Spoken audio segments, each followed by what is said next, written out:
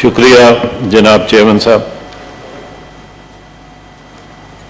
جناب چیئرمین، یہ ایک تاثر دینے کی میں آج کی بات نہیں کر رہا، لیکن بہت عرصے سے ایک تاثر دینے کی کوشش کی جا رہی ہے کہ اپوزیشن اور democratic forces.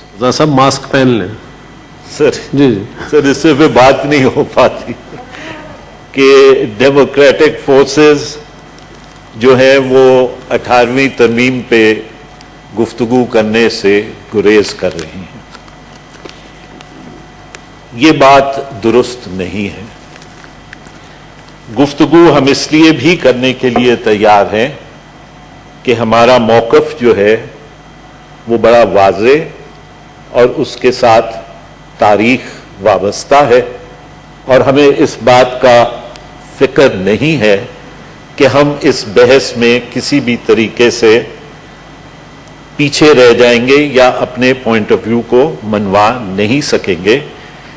Because mister chairman, history is on our side. لیکن آج جو یہ بات سامنے آئی ہے یہ بھی کوئی نئی بات نہیں ہے. یہ پاکستان کی اشرافیہ نے 1947 سے جس دن پاکستان کا مقصد جو قائد اعظم نے رکھا تھا کہ ایک ویلفیئر ڈیموکریٹک پارلیمنٹری اسٹیٹ ہوگی، پاکستان کا مقصد ان کی وفات کے ساتھ ساتھ تبدیل کر دیا گیا اور پاکستان کو ایک نیشنل سیکورٹی اسٹیٹ یا گیرزن اسٹیٹ میں تبدیل کر دیا. اس دن سے لے کے آج دن تک پاکستان کی اشرافیہ کی جنگ یہی رہی ہے کہ تمام تر ملک کے وسائل کے اوپر اسلام آباد یا اس سے پہلے کراچی کا قبضہ برقرار رہے. جناب چیئرمین، اور اس دفعہ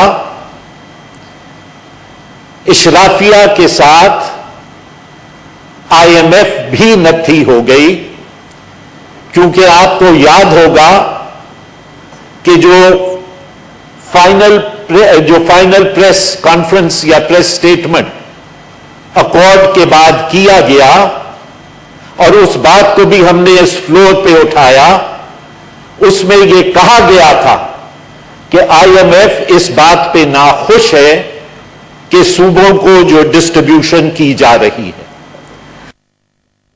عوامی مالیاتی سامراج اور پاکستان کی اشرافیہ دونوں مل کر پاکستان کے صوبوں کے وسائل کے اوپر قابض ہونا چاہتے ہیں. جناب چیئرمین، جو تاریخ بتائی گئی وہ تاریخ ایک حد تک درست تھی، لیکن اس تاریخ کے اندر جو باتیں چھوڑ دی گئیں یا جن باتوں کو ہدف کر دیا گیا، در حقیقت article 3A finds its root in those actions. یہ درست ہے کہ sales tax government of India act کے تحت 1935 کے تحت صوبوں کو دیا گیا تھا، لیکن کیا یہ بھی حقیقت نہیں ہے کہ 1948 کے اندر سیلز ٹیکس کو وفاق نے صوبوں سے جو ہے وہ واپس لے لیا تھا اور سیلز ٹیکس وفاق کے پاس آ گیا تھا؟ کیا جناب چیئرمین یہ حقیقت نہیں ہے؟ کیا جناب چیئرمین یہ حقیقت نہیں ہے کہ ایکسائز ڈیوٹی جوٹ کے اوپر جو دینی تھی اس وقت کے ایسٹ پاکستان کو، وہ وفاق نے دینے سے انکار کر دیا، اور those were one of the seeds, Mr. Chairman, that led to the separation and breakup of this country. اور اس وقت ایسٹ پاکستان کے لوگ کیا کہتے تھے کہ جھوٹ کے دیے ہوئے پیسوں کے اوپر اسلام آباد کی سڑکیں سونے سے بنائی گئی ہیں. جناب چیئرمین یہ بھی ہماری تاریخ کا حصہ ہے. پھر کوٹ کیا گیا جناب چیئرمین ڈاکٹر مبشر حسن کو. We honor and cherish the memory of Dr. Mubashir Hassan. He was one of the greatest ideologues that this country has ever produced. لیکن کیا یہ بھی حقیقت نہیں ہے جناب چیئرمین کہ 73 کے آئین کے تحت NFC ایوارڈ مارز وجود میں آیا؟ 18ویں ترمیم NFC ایوارڈ کو مارز وجود میں نہیں لے کے آئی. اوریجنل 73 کے کانسٹیٹیوشن کے اندر آرٹیکل 160 موجود تھا. NFC ایوارڈ آیا 73 کے آئین کے تحت. لیکن جناب چیئرمین آرٹیکل 160 کیا کہتا ہے؟ That every 5 years there will be an NFC award. لیکن کیا یہ حقیقت نہیں ہے جناب چیئرمین کہ 11 سال گزرتے رہے اور NFC ایوارڈ نیا نہیں آتا رہا؟ کیا یہ درست اور تاریخ کا حصہ نہیں ہے جناب چیئرمین کہ وفاق صوبوں کے حقوق کے اوپر اور صوبوں کے وسائل کے اوپر قابض رہا اور وہ نہیں لاتا رہا NFC ایوارڈ کو؟ آج بھی آپ دیکھ لیں جناب چیئرمین. جی رضا سر یہ ذرا سا امپورٹنٹ ہے, please give me a little time. جی آج بھی آپ دیکھ لیں جناب چیئرمین کہ 7th NFC ایوارڈ کب کا ڈیو ہے لیکن نیا NFC نہیں آ رہا. جناب چیئرمین ایسی صورتحال اور یہ جو بات کی جاتی ہے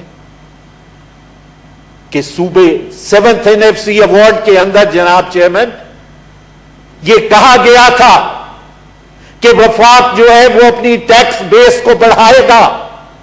یہ کہا گیا تھا کہ 10% پہ لا کے کھڑا کیا جائے گا ٹیکس ٹو GDP کو, لیکن وہ وہیں کا وہیں کھڑا ہوا ہے.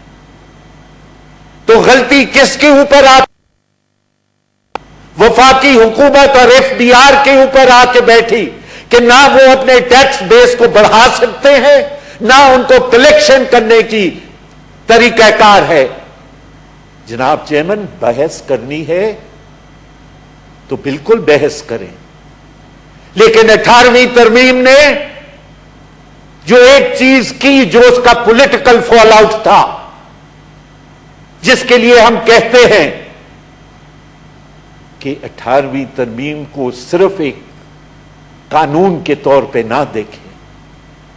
18ویں ترمیم نے جناب چیئرمین ملک کے اندر جو ایکسٹریم نیشنلسٹ فورسز تھی جو پاکستان کے آئین کے مابعد بات کر رہی تھی, جنہوں نے پہاڑوں کے اوپر پناہ لے لی تھی آرمڈ اسٹرگل کی, یہ نیشنلسٹ جو یہاں پہ بیٹھے ہیں یہ آئے مذاکرات کے میز کے اوپر اور یہ بیٹھے اور انہوں نے 18ویں ترمیم میں اپنے حقوق ایک حد تک لیے اور انہوں نے اس آرگومنٹ کو ختم کیا جو ایکسٹریم نیشنلسٹ فورسز کا تھا.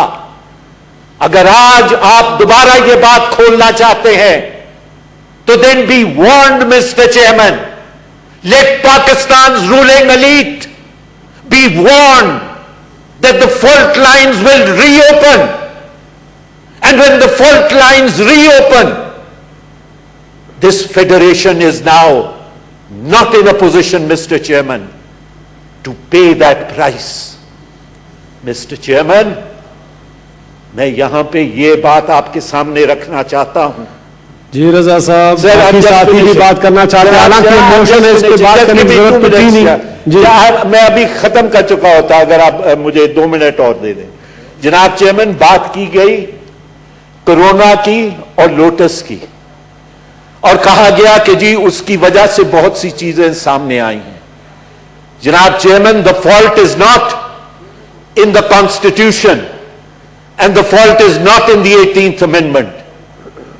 اگر آپ آئین کے تحت دیے ہوئے شری رحمان صاحب جی پلیز ہیو دا فلور اگر آپ آئین کے تحت دیے ہوئے انسٹیٹیوشنز کو استعمال نہیں کرتے آپ کو کاؤنسل آف کامن انٹرسٹ کو بلانا چاہیے تھا نہ کہ آپ نیشنل کمانڈ کیا آپ نے جو بنا دی ایک نوٹیفیکیشن کے تحت اگر آپ سی سی آئی کو استعمال کرتے تو آپ تمام صوبوں کے ساتھ آپ کی کوآرڈینیشن جاری رہتی لیکن آپ نے اسد عمر کے ساتھ میز کے اوپر کسی اور کو بٹھانا تھا لہذا آپ نے راستہ آئین کا چھوڑ کے دوسرا راستہ آپ نے اٹھا لیا جناب چیئرمین بات کی گئی فائنانسز کی تو فائنانسز میں بھی میں یہ عرض کروں جناب chairman that finances follow functions اور 3A اس لیے انٹروڈیوس کیا گیا کہ 17 منسٹریز کو جو ہے وہ صوبوں کو بھیج دیا گیا تھا کنکرنٹ لسٹ کو ختم کر دیا گیا تھا صوبوں کے فنکشنز بڑھ گئے تھے وفاق کا فنکشن کم ہو گیا تھا لیکن وفاق کا فنکشن کم نہیں ہوا وفاق کا فنکشن اسی طرح بڑھتا چلا گیا مختلف ناموں سے منسٹریز کو دوبارہ ریکریٹ کر دیا گیا قرضے بغیر پارلیمان کی نالج کے کن کن ایگزوربیٹنٹ ریٹس پہ لیے گئے وہ پارلیمان کو نہیں پتا اور آج کہا جاتا ہے کہ قرضوں کو دینے کے لیے پیسے نہیں ہیں وفاق دے آخر میں صرف ایک بات کہتا ہوں جی کہ اگر آپ یہ بات کرتے ہیں کہ 3A کو ریوزٹ کریں ہم 3A کو ریوزٹ 3A کو ریوزٹ کر لیں لیکن پھر ہم یہ بات اٹھائیں گے کہ تمام تر ٹیکس کلیکشن جو ہے جو وفاق کے اندر دنیا کے وفاق اٹھا کے دیکھ لیں تمام تر ٹیکس کلیکشن جو ہے وہ صوبوں کو دے دی جائے صوبے تمام تر ٹیکس کلیکٹ کریں گے and then let the federal government give its budget and give its bill to the provinces who will verify it and then pay from there. If you want to open the fault lines, then let us open the fault lines. If you want to talk, let us talk. But then this is from where we will start. That let the provinces collect all the taxes. Let the federal government at the end of the year make its bill and send it to the provinces. And the provinces will verify the expenditures. And after verifying the expenditures, the provinces will give the money. Thank you, Mr. Chairman. Thank you, ji. Deputy Chairman Sahab.